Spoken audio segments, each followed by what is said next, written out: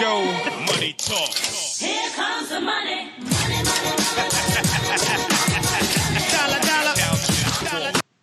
And I feel like that was really loud, so I'm going to turn that down because it looked like it popped up really loud. I apologize. I might have done that on purpose. But talking about the money, right now, fellas, I'm 20-18 overall against the spread. That is a winning percentage, just slightly. Not the best, but it's definitely better than most. Allen, 19-19, so he's dead even 55, or he's hitting 500 right now. Houston is on a comeback, actually. He had a bad week 2 weeks ago, but he's coming back, 17-21 overall. Let me tell you some of our hammer hits. So I'm going to tell you hammer home hits are ones where we basically all picked the same team and were correct on it. So Jacksonville State holds within Florida State. Now, we felt like that was going to be a good one, and so that one was successful as well. Actually, guys, I don't know if you watched that game, but Zarek Cooper and Jacksonville State were winning going into halftime.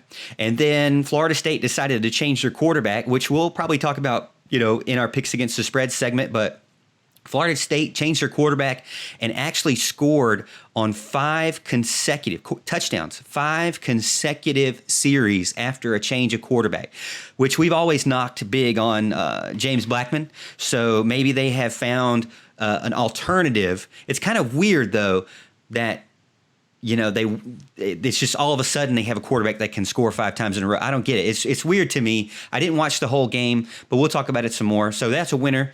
Another winner was one that I think was our steal of the week, which was Alabama destroying Texas A&M. We said that Texas A&M was no way they were that close. I believe a 2-touchdown spread there, and Alabama beat them by 28. So the elephants, the fighting elephants over there, look really good actually starting out the season. Mac Jones looks like he's a little bit more in the game changer. He's got a good arm under him. He can throw it deep to Jalen Waddle, and all you got to do is throw it deep to Jalen Waddle. It's like throwing the ball to Allen Adams in flag football. You just throw it deep, and there you go.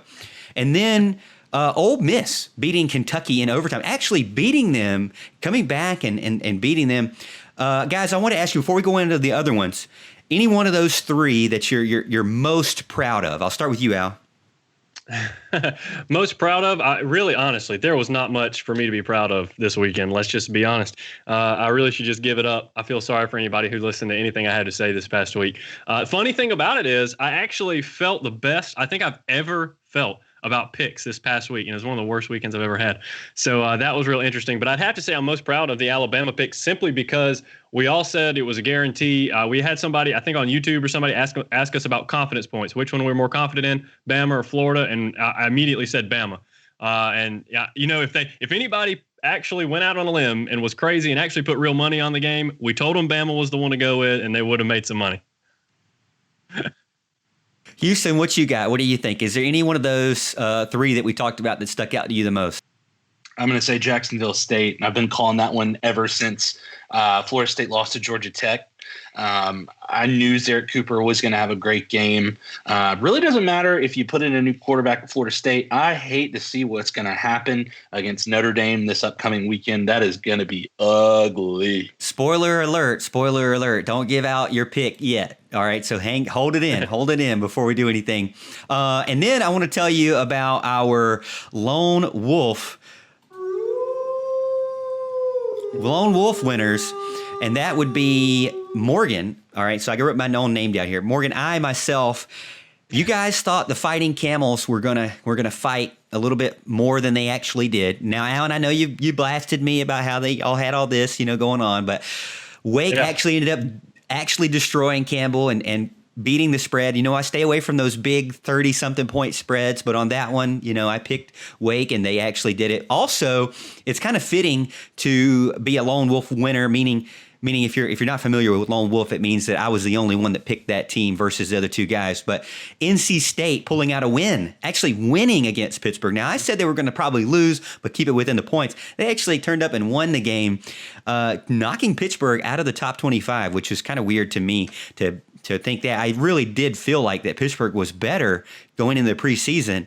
I don't really know where I stand with either team right now, especially throwing in Louisville. It's kind of like, I have no idea what direction these teams are going week in and week out, and I don't really think they do either. But those were my two lone wolf winners. And then actually Houston, unfortunately, I should have joined Houston in this, but Houston, pat on the back for your first ever lone wolf winner. You picked Georgia, and man, did Georgia really put just sock it to me and Alan's pick on that case. Yes. So Houston, tell us your thoughts on Georgia just finding, like you said, actually you mentioned this.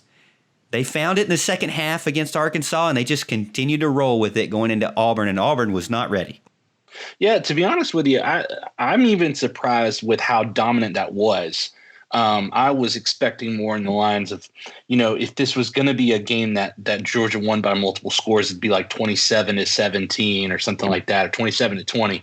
Stetson Bennett looked good.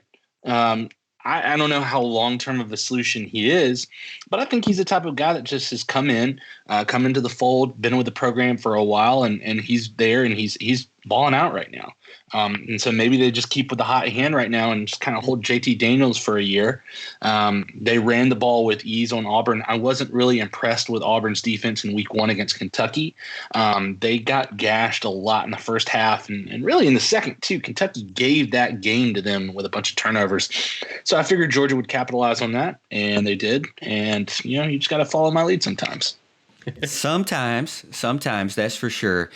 But there's sometimes that you can't follow our lead, and Al alluded to it a little bit earlier. Al actually went 4-7. I went 5-6, and Houston went 5-6. So we overall weren't completely winners this week. So we got to talk about. We want to be fair to the fans out there and talk about the ones where we did not win.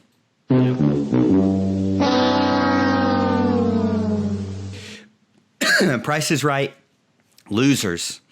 And UNC surviving against Boston College. Excuse me. I was not expecting UNC not to cover the spread, but in that case, if you really go back and look at it, they were at Boston, and they also were on a 3-week bye. So I really should have thought more into that and really given that more credit. Virginia Tech actually not putting up a bunch of points on Duke. Actually, they did put a bunch of points on Duke, but they also let them score a bunch of points, only winning by 7. The problem with that is they had another 21 players missing, and this time it's starting to catch up to them. Now, hey, guys, I almost don't even want to pick Virginia Tech game tonight until we know how many freaking players they're going to have starting the game, because they're still able to score 30-something points a game with this many players missing, and it's mainly on the back of the transfer from Kansas, I believe Herbert. But it's hard to say what they can do against the spread when you never know how many coaches they're going to have, how many players they're going to have. But then again, another one, a team that's actually 0-3 against the spread, a team that is dear to our heart. A team that we may continue to still pick because we are just that biased, and we want you to know that we bleed orange, and that is the Clemson Tigers. They have not really been able to beat Vegas, and they've been hurting us, guys. They've been giving us some L's. They gave us an L against Virginia, only winning by what? How many points did they win? They didn't win by 28. Let's just put it that way. And then another herder from South Carolina, that team that we don't like to talk about, came back, and Florida's terrible defense allowed them to score with minutes left in the fourth quarter. I'm sitting out here cutting the grass, and as I'm cutting the grass, I come back in and I see, okay, they're above the spread, everything's good. I go back out, I trim a bush, I come back in, oh no, now they're within, now they beat the spread. It's like, come on, Florida, can you not just keep a game in the fourth quarter? So South Carolina gives us an L, Clemson gives us an L, Virginia Tech, North Carolina, as we mentioned, and also another team that we all hammered home on, Oklahoma, loses back-to-back, the first time since 1999. 1999, guys, that's the last time that I remember watching the Atlanta Braves in the World Series against the New York Yankees, even though they lost that one. That's a long time, fellas.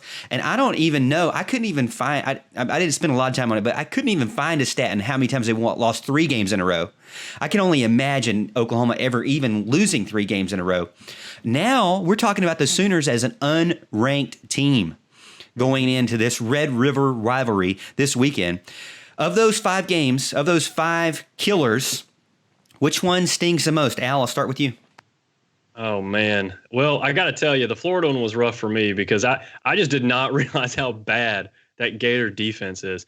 South Carolina was able to move the ball again. I had talked about it on the previous show that I thought they always have that lockdown corner. They always have a corner that goes in the first round. It happens all the time. I thought Kyer Elam was their guy this year, and they just cannot contain Shi Smith. That is the only player South Carolina has, and nobody's been able to stop him yet. It's absolutely crazy. I was not expecting that. So, yeah, the Florida one hurt real bad, and I was with you on Virginia Tech. I don't like calling these games. I think, they had all those players out last week, so I was thinking, what's 21 players out this week? What difference does it make? And except for this week, they were without their 4 starting DBs, which really hurt them against Duke. Duke was really able to move the ball because of that. So that was kind of rough. I wish I would have known that before we all went all in on Virginia Tech there. But a lot of games didn't go the way I thought they would. Like I said, felt really good about picking the games this past week. So it was just rough all the way around. Yeah, for me, I'm going to say the North Carolina game. I was expecting North Carolina to pull away in the end.